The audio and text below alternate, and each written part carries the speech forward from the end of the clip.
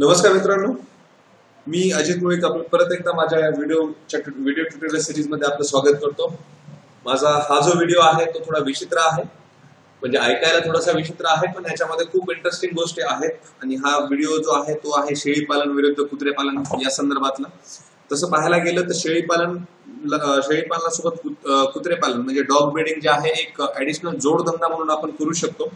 पण तसं जर खरंच त्याच्यामध्ये जर खूप लक्ष घातलं तर हा एक सेपरेट बिझनेसही होऊ शकतो। त्याच्यामुळे मी या दोघांचं कंपॅरिझन व्हिडिओ हा केलेला आहे की ज्याच्यामुळे दोघांमध्ये नफा किती होतो, दोन्ही बिझनेसमध्ये फरक काय आहे हे तुम्हाला क्लिअर होईल। तर आपण आता हा व्हिडिओ चालू करूयात, पण तत्पूर्वी मी तुम्हाला एक महत्वाची सूचना देऊ इच्छितो की माझं शेळी पालनाचं जे प्रशिक्षण शिबिर आहे जे 18/6/2017 ला पुणे इथं होणार आहे आणि त्याच्या एकूण जागा ज्या आहेत रजिस्ट्रेशनसाठी ज्या आहेत टोटल 2,500 लोकांसाठी आहे आणि वेळ आहे सकाळी 8 ते संध्याकाळी 6 वाजेपर्यंत। जे लोक इंटरेस्टेड आहेत ते ऑनलाईन रजिस्ट्रेशन करून घ्या। ज्यांना ऑनलाईन रजिस्ट्रेशनची लिंक सापडत नाहीये ते मला व्हॉट्सअपवर मेसेज करू शकतात किंवा संध्याकाळी 7च्या नंतर कॉल करून विचारू शकतात, मी तुम्हाला रजिस्ट्रेशनची लिंकही पाठवून देईन। तर मित्रांनो, आपण आता हा व्हिडिओ चालू करूयात आपला शेळी पालन विरुद्ध कुत्रे पालन म्हणजे गोट farming versus dog breeding. Actual शेळी पालनातलं जे उत्पन्न आहे हे आहे शेळीला होणारे पिल्ल, आणि जर कुत्र्यांचा जर विचार केला तर कुत्रे पालनात म्हणजे डॉग ब्रीडिंग मधलं जे उत्पन्न आहे ते आहे कुत्र्यांना होणारे पिल्ल। दोघांना उत्पन्नाचा जो स्रोत आहे दोघांमधला तो सगळा सेम आहे। पण आता मग नेमकं फरक काय आहे, म्हणजे यांचं कंपॅरिझन करण्यासारखं यांच्यामध्ये काय गोष्टी आहेत याचा जर विचार केला तर बरंच काही इंटरेस्टिंग आपल्याला याच्यामध्ये पाहायला मिळेल। तर आता हा एक कंपॅरिझन टेबल मी बनवलाय। तर सगळ्यात पहिल्यांदा आपण पाहूयात की गोट फार्मिंग वर्सेस डॉग ब्रीडिंग म्हणजे नेमकं काय। तर सगळ्यात सुरुवातीचे हे ठळक मुद्दे जर आपण काही मुद्दे मी सांगितलेत आणि त्याचं कंपॅरिझन आहे शेळ्यांचं आणि कुत्र्यांच्या बद्दल। तर सगळ्यात पहिला पॉइंट आहे ठेव, म्हणजे शेळी आणि कुत्रा हे जर तुम्हाला जर त्यांचं ब्रीडिंग करायचं असेल किंवा गोट फार्मिंग करायचं असेल तर तुम्ही त्यांना बंदिस्त करू शकता। ह्या दोन्ही मधला एक सगळ्यात मोठा फायदा आहे। त्याच्यानंतर खाद्यांचा जर विचार केला आपण शेळीचा आणि कुत्र्यांचा, तर शेळीला लागणारा जो चारा आहे तो आहे ओला चारा, वाळलेला चारा आणि खुराक। या तिन्ही गोष्टी शेळीला लागतात। म्हणजे तुम्हाला शेळीच्या ओला चाराबद्दलही विचार करावा लागतो, वाळलेल्या चाराचाही विचार करावा लागतो आणि त्याच्यानंतर शेळीला जो लागणारा खुराक आहे त्याचाही विचार करावा लागतो। पण तेच जर आपण कुत्र्यांबद्दल जर विचार केला तर कुत्र्यांना फक्त डॉग फूड आहे जे मार्केटमध्ये रेडीमेड मिळतं कुत्र्यांचं खाद्य, तेही तुम्ही जर त्यांना टाकलं तरी ते परवडतं, खूप चांगलं परवडतं आणि ते सोयीस्कर पण आहे आणि त्यांना कुत्र्यांना हवं तेवढं सगळं डाएट त्याच्यातून मिळू शकतं। त्याच्यामुळं जो दुसरा मुद्दा आपण कम्पेअर करतोय खाद्याचा, हा शेळी आणि कुत्र्यांमध्ये फरक आहे। कारण की शेळीचं खाद्य हे मेंटेन ठेवणं खूप आवश्यक आहे आणि कुत्र्यांचं खाद्य मेंटेन ठेवणं खूप सोपं आहे।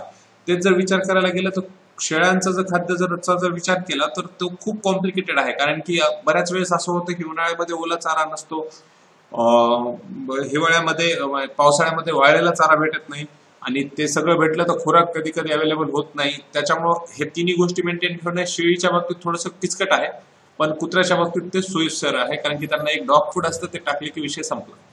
त्याच्यानंतर येतं लसीकरण। शेळीला एका वर्षामध्ये 8 लसी आहेत ज्या की शेळीला द्याव्या लागतात, त्या आवश्यक आहेत शेळीसाठी। आणि तेच आपण कुत्र्यांचा विचार केला तर कुत्र्यांसाठी 2 लसी आहेत, त्या दोन लसी त्यांना दिल्या की त्यांचा वर्षभराचा कार्यक्रम हा म्हणजे 2 लसीचाच असतो, त्यांना परत दुसऱ्या लसी द्यायची गरज नाही पडत।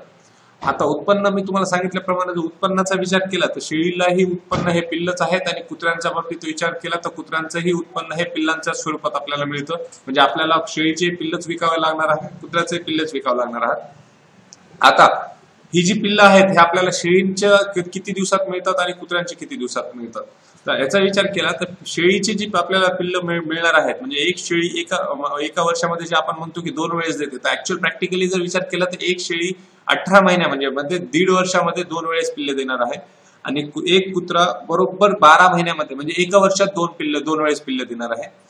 कमीत कमी पिल्ल देण्याची जी आहे चान्सेस ते आहेत की एक शेळी जी आहे ती कमीत कमी 1 पिल्लू देऊ शकते, मॅक्झिमम ती 4 देते असं म्हणतात, पण ऍव्हरेज जर काढलं तर त्याचं 2च ऍव्हरेज निघतं।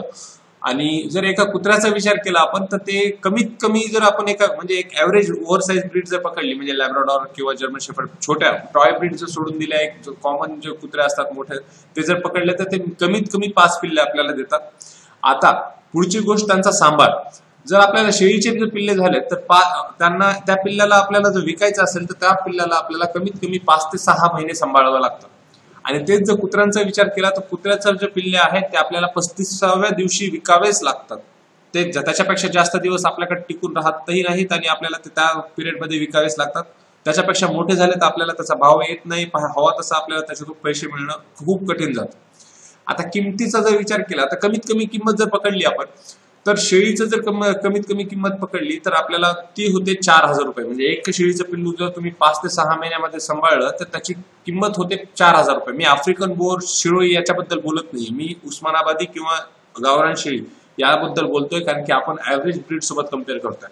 तर कमीत कमी जर विचार केला तर 4,000 रुपये एका शेळीच्या पिल्लाची आपल्याला किंमत मिळते. म्हणजे शेळीचं पिल्लू झाल्यानंतर ते पिल्लू ज्यावेळेस आपण 5 ते 6 महिने सांभाळतो त्यावेळेस त्याची किंमत जो आहे ती कमीत कमी 4,000, हायेस्ट त्याची किंमत 7-8 हजारापर्यंत जाते, पण कमीत कमी 4,000 रुपये आपण ऍव्हरेज काढू शकतो. आणि जर कुत्र्याचा विचार केला तर त्या कुत्र्याची जी किंमत आहे ती कमीत कमी किंमत 5,000 रुपये आपल्याला मिळते, किती जरी आपण कमी केलं तर.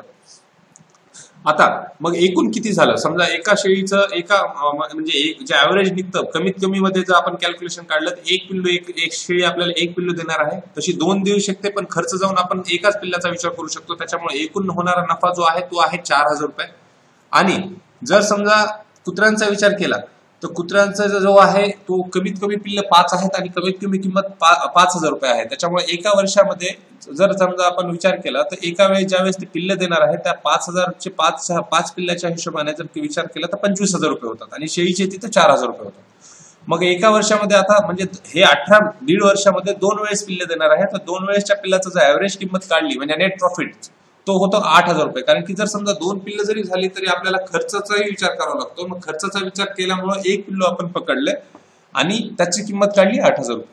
आणि इकडे आपण सगळ्यांचं म्हणजे मॅक्झिमम कुत्र्याला एका कुत्र्याला कमीत कमी 10 ते 12 पिल्ल होऊ शकतात. 8 पिल्ल तर होतात, पण आपण खर्च वगैरे सगळं सोडून 5 पिल्लच पकडली आहेत.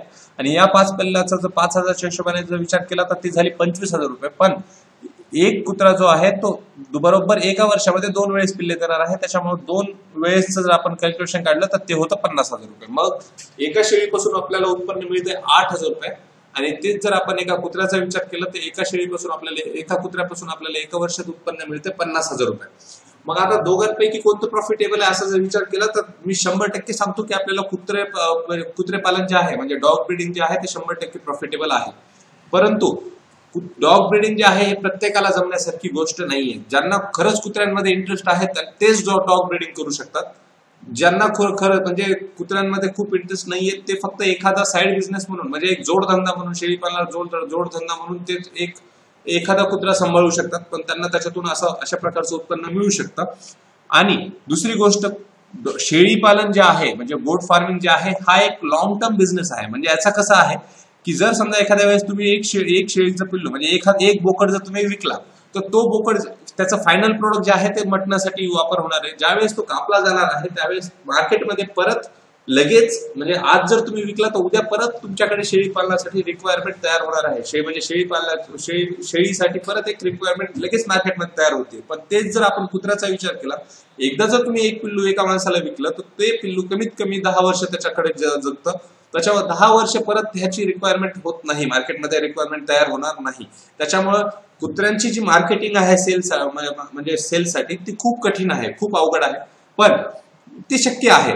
आणि बरेच असे लोक आहेत जे अग्रीमेंट बेसिसवर कुत्रे सांभाळायला देतात आणि त्यांना त्या कुत्र्यांना जेवढे पिल्ल होतात ते परत ते स्वतःच घेतात. म्हणजे मीही असे प्रोव्हाइड करतो. म्हणजे माझ्याकडे स्वतःचा डॉग ब्रीडिंग आहे, माझ्याकडे 100 कुत्रे आहेत. पण मी बऱ्याच जे लोक शेळी पालन करतायत त्यांना प्रत्येकाला मी एक पिल्ल ठेवण्याचा सजेस्ट करतो, कारण की त्याच्यातून त्यांचाही फायदा होतो, त्यांना बऱ्यापैकी पैसा मिळतो आणि माझंही काम सोपं होतं, कारण की माझ्याकडे तेवढ्या रिक्वायरमेंट आहेत, माझी मार्केटिंग तेवढी स्ट्रॉंग आहे.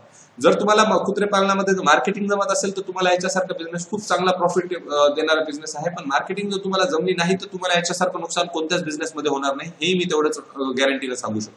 पण जर तुम्ही शेळी पालनाचा विचार केला, प्रॉफिट जरी कमी असला तरी एक कॉन्स्टंट प्रॉफिट आहे, मार्केटिंग करण्याची गरज नाहीये. जर तुमच्याकडे क्वालिटीमध्ये जर तुम्ही क्वालिटी शेळीपालन जर करत असाल तर तुम्हाला मार्केटिंगचीही गरज नाहीये. लोक तुमच्याकडे ऑलरेडी ऍडव्हान्स बुकिंग करून पिल्लं न्यायला तयार राहतील. त्याच्यामुळे आता तुम्ही ठरवायचंय की कोणता बिझनेस करायला पाहिजे. पण मी असं माझं जर पर्सनल मत विचारलं तर शेळी पालन जे लोक करतायत किंवा करण्याचा विचार करतायत त्यांनी एक जोडधंदा म्हणून एखादं कुत्र ठेवायला काही हरकत नाही. जर तुम्हाला त्याचे पिल्लं विकायचं टेन्शन येत असेल तर अग्रीमेंट बेसिसवर ते पिल्लं घ्या, म्हणजे एखादं पिल्लू घ्या आणि ते सांभाळा आणि त्यांचे पिल्लं जे होणार त्या पिल्लाला जे पिल्लं होतील ते त्याच लोकांसोबत परत त्यांनाच परत द्या ज्यांच्यासोबत तुम्ही अग्रीमेंट केलेलं आहे. त्याच्यामुळे हा एक कंपॅरिझन व्हिडिओ होता. आणखी मी व्हिडिओ टाकणार आहे की कुत्रे पालनामध्ये ऍक्च्युअल प्रॉफिट किती होतो, माझा स्वतःचा एक्सपिरियन्स काय आहे, मला एका वर्षामध्ये किती प्रॉफिट झाला होता आणि किती प्रॉफिट होत आहे. त्याच्यामुळं हा एक जोडधंदा म्हणून तुम्ही जर विचार करत असाल तर खूप चांगली गोष्ट आहे, खूप चांगला ऑप्शन आहे. मला असं वाटतं की हा व्हिडिओ तुम्हाला आवडला असेल. जर तुम्हाला याच्यामध्ये काही कन्फ्युजन असेल तर कमेंट बॉक्समध्ये कमेंट करा किंवा व्हॉट्सअपवर मेसेज करा किंवा टेलिग्रामचा मी एक नवीन ग्रुप चालू केला आहे. त्या टेलिग्रामच्या ग्रुपवर तुम्ही जॉईन व्हा आणि टेलिग्रामवर मेसेज करा, कारण की तो एक मोठा ग्रुप तयार करता येतो. मॅक्झिमम 5000 लोक मला त्याच्यामध्ये ऍड करता येत आहेत. त्याच्यावर तुम्ही टेलिग्रामचाही ग्रुप जॉईन करू शकता. आणि जर तुम्ही माझ्या चॅनलला सबस्क्राईब केलं नसेल तर चॅनलला सबस्क्राईब करा. आणि जर तुमचे जे काही व्हॉट्सअपचे ग्रुप आहेत, टेलिग्रामचे ग्रुप आहेत, त्या सगळ्या ग्रुपवर हा व्हिडिओ शेअर करा, म्हणजे मॅक्झिमम लोकांपर्यंत हा व्हिडिओ पोहोचेल. आणि जोपर्यंत तुम्ही हा व्हिडिओ पूर्णपणे ऐकत नाही तोपर्यंत कसलीही प्रतिक्रिया तुम्ही देऊ नका, नाहीतर तुमचे लगेच निगेटिव्ह रिव्ह्यू चालू होतील की नाही बाबा शेळी पालन परवडत नाही, कुत्रे पालन परवडतं किंवा कुत्रे पालनामध्ये काही पॉईंट नाही. मी जे सांगितलंय ते व्यवस्थित ऐका, त्याच्यानंतर तुम्ही ठरवा की खरंच काय मी सांगतोय आणि काय करायला पाहिजे. तरी परत एकदा मी अशी तुम्हाला सगळ्यांना विनंती करतो, ज्या लोकांनी माझ्या चॅनलला सबस्क्राईब केलेलं नाहीये त्यांनी चॅनलला सबस्क्राईब करून घ्या. माझ्या जेवढे काही लोक नवीन व्हिडिओ येणार आहेत त्याचे नोटिफिकेशन तुम्हाला मिळतील. माझ्या व्हॉट्सअपचे ग्रुप जॉईन करा. आणि ज्या लोकांना मला भेटायचं, ज्या लोकांना सेमिनार अटेंड करायचा ते लोक पुण्यामध्ये 18 तारखेच्या सेमिनारसाठी ऑलरेडी रजिस्ट्रेशन चालू झालेले आहे. तुम्ही रजिस्ट्रेशन करून घ्या आणि तिथे तुम्ही या. आपलं आणखी एक म्हणजे एक चांगल्या प्रकारचं डिस्कशन आपण तिथे करू शकतो. धन्यवाद.